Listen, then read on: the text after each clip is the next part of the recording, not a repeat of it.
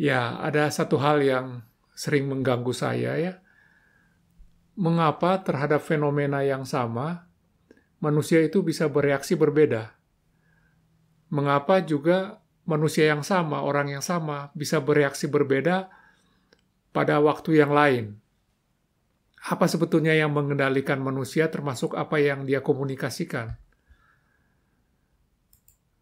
Dalam kuliah hari ini kita akan melihat dan memahami peran budaya dalam komunikasi antar pribadi.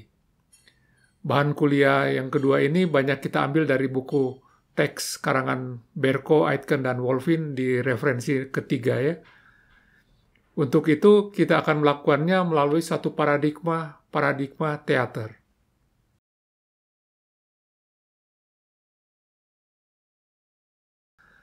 Di abad ke-6 sebelum Masehi atau 2500 tahun lalu ya, bangunan didirikan untuk mementaskan narasi drama.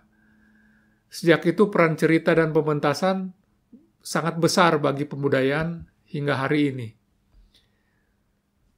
Nah, dalam satu pementasan drama, kita mengenal paling tidak ada 5 unsur ya. Yang pertama, ada panggung fisik teaternya, bangunannya, itu yang pertama. Yang kedua, ada setting atau dekor atau pemeran pendukung yang memberikan suasana tertentu ya. Kemudian yang ketiga, ini sangat penting, ada karakter utama yang bercakap-cakap menurut skrip atau narasi atau skenario. Keempat, apa yang kita perhatikan ada namanya audience, penonton yang memperhatikan dan mengikuti adegan yang terjadi dalam percakapan tadi itu ya. Kemudian tentu saja yang kelima ada sutradara yang menyusun skenario dan para awak di belakang panggung yang menggelar pementasan. Make sense ya? Saudara-saudara, rupanya ada sebuah dunia ya di dalam pikiran sutradara itu yang berisi karakter-karakter tadi itu sedang menjalankan cerita atau narasi. Maka dia pun menuangkan dunia itu, pikiran dia itu ke dalam katakanlah suatu naskah. Kemudian dengan penuh kompetensi, dia mementaskan peristiwa dalam naskah itu yang berasal dari pikirannya dia itu ke atas teater itu. Sehingga audiens ini bisa mengalami peristiwa yang dia alami dalam pikirannya. Nah, dalam satu pementasan, percakapan antar karakter itu menjadi medium sebetulnya ya bagi sutradara untuk menyampaikan pesan bagi audiens. Jadi, sutradara mau berbicara pada audiens, tapi dia tidak bicara langsung lewat percakapan yang dilakukan oleh karakter-karakter itu. Dan audiens itu menyimpulkan sendiri pesan tersebut tanpa merasa digurui. Gitu ya. Nah, semua peristiwa atau fenomena di atas panggung, termasuk percakapan dan perilaku yang terjadi itu, kita bisa analisa dan pahami dengan mudah dalam model teater ini, karena ini kita katakan ini dikendalikan oleh settingan narasi dan arahan sutradara. Jadi dunia di balik panggung itu yang real sebetulnya, yang ada sutradaranya, sedangkan panggung itu adalah settingan dan audiens itu berada di dua dunia itu ya, dunia real mereka dan dunia yang mereka ikuti di atas panggung. Nah, terpikirkah ya, kalau sutradara bisa memiliki dunia dalam dirinya ya, lengkap dengan karakter-karakter, tidakkah setiap orang kita itu juga memiliki dunia yang lengkap di dalamnya itu ya, dalam diri kita itu dengan karakter-karakter? Tidakkah kita sebenarnya aktor-aktor yang sedang memainkan peran karakter itu, dan dunia yang kita lihat ini sebenarnya suatu pentas atau panggung atau settingan. Nah, cara melihat yang terbalik seperti ini ternyata mampu menjelaskan banyak fenomena komunikasi personal yang terjadi pada saat ini ya. Nah, kita ini sedang mencoba memahami komunikasi manusia dengan mempelajari perilaku dari manusia. Tujuan kita ini agar komunikasi kita berhasil dengan baik, bukan? Apa ukurannya komunikasi kita berhasil dengan baik? keberhasilan komunikasi atau semua keberhasilan apapun ya, membawa apa yang kita sebut kegembiraan, kebahagiaan, atau kesenangan. Nah, modelnya seperti apa keberhasilan itu? Kalau secara fisik ya, tubuh kita itu menandai kegembiraan itu dengan meluncurkan apa yang disebut orang hormon-hormon, tapi yang tepatnya itu sebetulnya neurochemicals atau neurotransmitter di kepala kita yang sering disebut 4 macam itu ya. 1 dopamin, serotonin, endorfins, atau oksitosin. Salah satu dari situ akan memberikan kita kegembiraan. Apa itu dopamin? Dopamin itu kalau dia muncul, dia memotivasi kita untuk mengambil tindakan, aksi, komunikasi untuk mencapai sasaran dan target, dan akan memberikan kesenangan bagi kita itu bila kita berhasil mencapainya. Itu namanya dopamin. Nah, serotonin akan mengalir dalam otak kita itu pada saat kita merasa diri kita itu penting, eksis, signifikan, atau penting ya. Kalau serotonin itu lenyap, kita akan merasa depresi.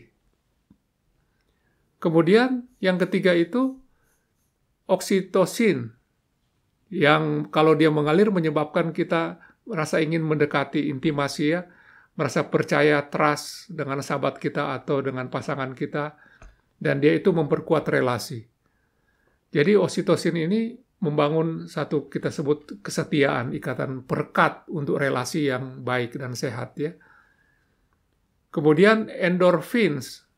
Endorfins ini menghilangkan rasa sakit, kepedihan, resah, atau menghilangkan stres.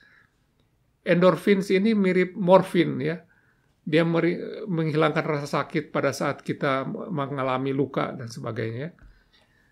Nah, kalau kita rajin berolahraga atau menonton sesuatu yang lucu, tertawa terbahak-bahak, maka endorfin ini meluncur.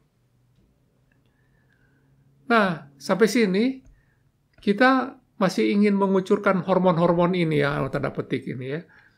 Kita ingin tahu bagaimana cara komunikasi menghasilkan hormon-hormon ini atau neurotransmitter ini.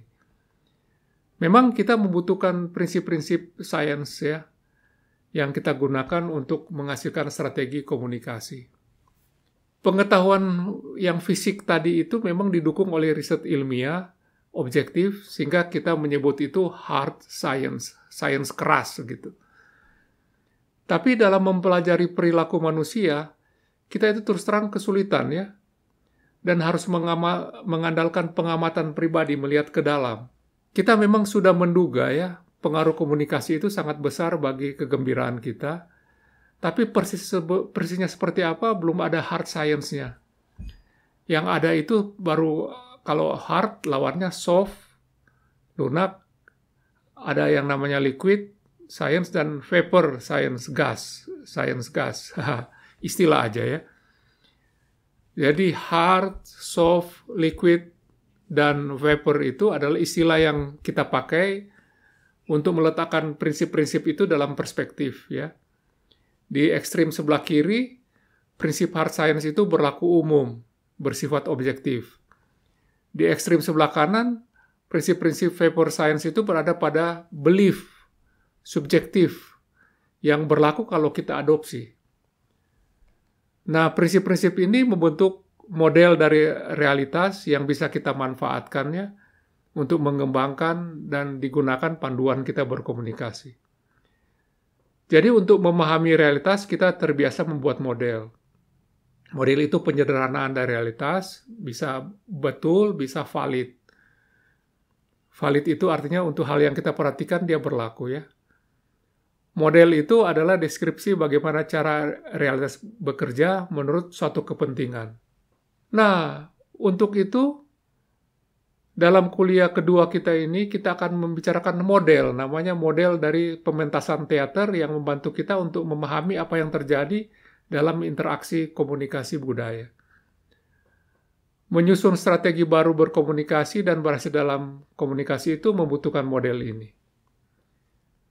Jadi kita akan bagi dalam 4 sesi ya. Sesi pertama itu kita membicarakan satu model percakapan internal kita di dalam diri kita itu. Kita sebut intrapersonal. Nah, ini kita seperti berbicara, seorang aktor berbicara pada sutradara di balik layar ya, pada saat kita latihan atau di belakang panggung. Itu model yang pada sesi pertama. Pada sesi yang kedua, kita akan bicara tentang komunikasi antar pribadi dalam budaya yang sama.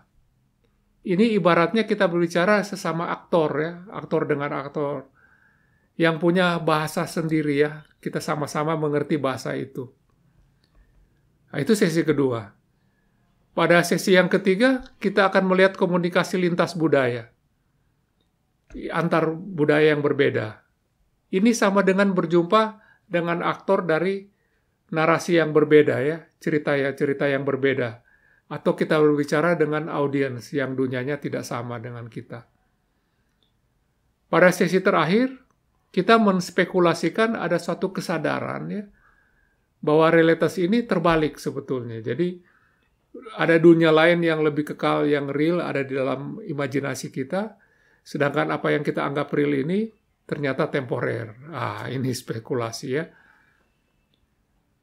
Nah, nanti kita akan lihat beberapa kasus dalam perspektif teater ya, tayangan-tayangan klip.